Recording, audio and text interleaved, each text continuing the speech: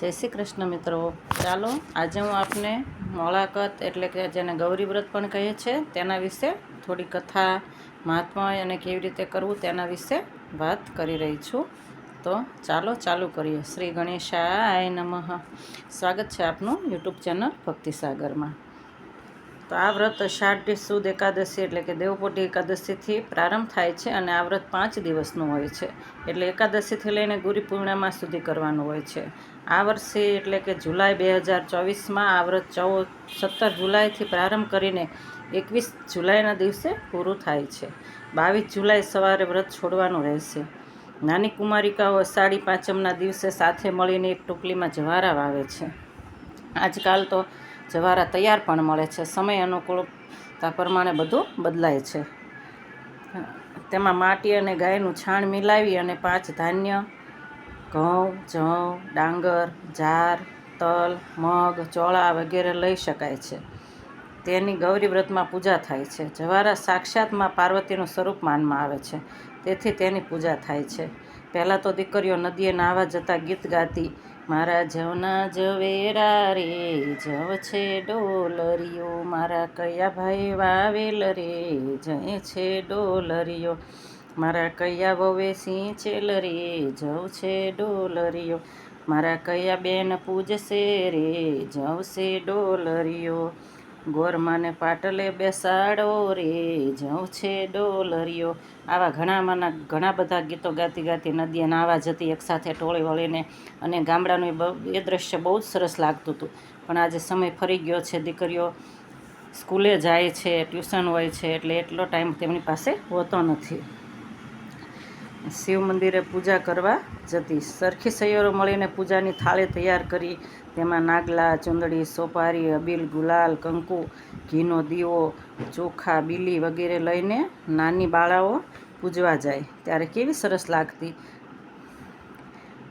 હવે સમય પ્રમાણે તેમની માતાઓ પૂજા કરાવી લાવે છે મંદિરે જઈને. પછી બપોરે મીઠા અને ગોળ વગરનું મોળું એકટાણું જમે.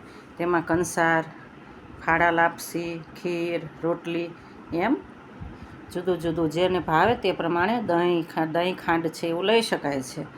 અને જો પછી ભૂખ લાગે તો ફળ ફળાદી, સાકર, પતાસા, ડ્રાયફ્રૂટ એ બધું ફરાળમાં લઈ શકાય. આ રીતે 5 દિવસ પૂરા કરવાના હોય છે. દીકરીઓ નાની હોય છે એટલે થોડી સમજાવીને ઉપવાસ કરાવવો પડે છે. 5મા દિવસે જાગરણ કરવું, તેમજ અખંડ દીવો સવાર સુધી ગૌરીમાના નામનો પ્રગટાવવો. પછી સવારે જવારાને પાણીમાં પધરાવી દેવા અને ઉપવાસ છોડવાના પારણા કરી શકાય. આ રીતે માતાઓ દીકરીઓને ગૌરી વ્રત કરાવે. એનાથી તેમનામાં સારા સંસ્કારનું સિંચન થાય અને વ્રત ઉપવાસની ટેવ પડે છે. સારો જીવનસાથી મેળવવા માટે આ વ્રત કરાય છે. શિવજીને મેળવવા માટે પાર્વતી માતાએ આ વ્રત કરેલું. 5 કે 7 કે 9 કે 11 વર્ષ જેટલી યથાશક્તિ કરી શકે તેટલા થાય. અને પછી જ્યારે પૂરા કરવાના હોય ત્યારે તેનું ઉજવણું કરવાનું હોય છે. ઉજવણામાં 5 વ્રત કરતી કન્યાઓને જમવા બોલાવવાની અને પછી સોપારી, ફળ, ગમે તે એક ચાંદલા અથવા શિંગારનો સામાન યથાશક્તિ ભેટ આપી શકાય. તો આ રીતે આ વ્રતને ઉજવણું કરવું. તો બસ આ રીતે આ વ્રત કરી શકાય. હવે હું તમને આની કથા સંભળાવીશ. તો ચાલો ચાલુ કરીએ. નમો દેવ્યે મહાદેવ્યે શિવાય સતતમ નમ નમ પ્રકૃતે ભદ્રાય નિયતા પ્રણતા સ્મતામ. બોલો શિવ શક્તિની જય. એકવાર શિવ પાર્વતી કાકભૂષુંડીજીના આશ્રમથી કથા સાંભળીને પાછા આકાશ માર્ગે જતા હતા. ત્યારે ત્રેતાયુગ ચાલી રહ્યો હતો. તેથી રામ મનુષ્ય લીલા કરી રહ્યા હતા. ત્યારે માતા સીતા હરણથી વ્યાકુળ સીતાજીના વિયોગમાં રડતા હતા. તે સામાન્ય મનુષ્યની માફક રડતા હતા. તેમને જોઈને શિવજીએ પ્રણામ કર્યા. ત્યારે સતીને સંદેહ થયો અને કહ્યું કે જે પત્નીના વિયોગમાં રડી રહેલા છે, આ સામાન્ય એવા દશરથ પુત્રને પ્રણામ કેમ કરો છો? ત્યારે શિવજીએ કહ્યું, એ મારા આરાધ્ય છે. પરંતુ દક્ષ પુત્રી સતી માન્યા નહીં અને તેમની પરીક્ષા કરવાનું વિચાર્યું. પરીક્ષા કરવા માટે તેઓ સીતાજીના રૂપે ગયા. ત્યારે ભગવાન રામ તેમને ઓળખી ગયા અને તેમને કહ્યું કે માતા, તમે એકલા કેમ છો? મારા પિતાજી કેમ ના આવ્યા? તેથી સતી ભોંઠા પડ્યા. પરંતુ શિવ ભોંઠા પડ્યા અને પાછા આવ્યા. પછી તેમને ઘણો પસ્તાવો થયો. અને આવીને ચૂપચાપ બેસી ગયા. ત્યારે શિવજીએ પૂછ્યું ત્યારે ખોટું બોલ્યા. તેમણે કહ્યું કે મેં કશું જ નથી કર્યું. પણ શિવજી તો અંતર્યામી છે, એટલે તેમણે સમાધિમાં બધી હકીકત જાણી લીધી અને પછી કંઈ જ ના બોલ્યા, ચૂપચાપ સમાધિમાં બેસી ગયા. અને મનથી એમણે સતીએ સીતાજીનું રૂપ લીધું હતું, એટલે મનથી તેમનો ત્યાગ કર્યો. આમ ઘણા વર્ષો વીતી ગયા.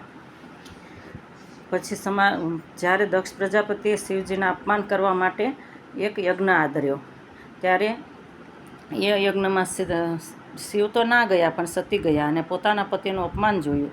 એટલે સતીએ પોતાના દેહનો ત્યાગ કર્યો અને યોગાગ્નિથી પોતે બળી ગયા.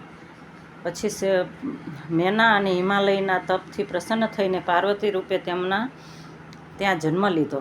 તેમના જન્માક્ષર જોઈને નારદ મુનિએ કહ્યું કે આ દીકરીનું ભાગ્ય તો સારું છે, પણ પતિ તેને અઘોરી, અજન્મા એમ અનેક થોડા સારા ગુણો નહીં હોય એવો મળશે. આનાથી મેના અને હિમાલયને થોડી ચિંતા થઈ. પછી નારદજીએ તેનું સમાધાન શોધી આપ્યું અને કહ્યું કે જો સતી પાર્વતી અત્યારથી તપ કરે તો તે આ બધા જ ગુણો શિવજીમાં છે, તો તેને શિવજી પતિરૂપે પ્રાપ્ત થઈ શકે. તો આ સાંભળીને જંગલમાં જઈને પાર્વતીજીએ ગૌરીવ્રત પણ સૌ પહેલાં શિવજીને મેળવવા માટે કર્યું હતું. આથી મા પાર્વતી ગૌરી કુમારિકા રૂપે હતા, તેથી આ વ્રતને ગૌરીવ્રત કહે છે. તે આ વ્રત કરવાથી કુમારિકાઓને સારો જીવનસાથી, સુખ, સૌભાગ્ય પ્રાપ્ત થાય છે. એના માટે આ ગૌરી વ્રત કરવામાં આવે છે. તો ઓમ નમઃ પાર્વતી શંકરાય નમઃ. ભગવાન બધી જ ગૌરી વ્રત કરતી દીકરીઓને એમને મનોકામના પૂર્ણ કરે એવી પ્રાર્થના. જો વિડીયો પસંદ આવે તો લાઇક, શેર અને સબસ્ક્રાઈબ જરૂરથી કરજો. જય શ્રી કૃષ્ણ.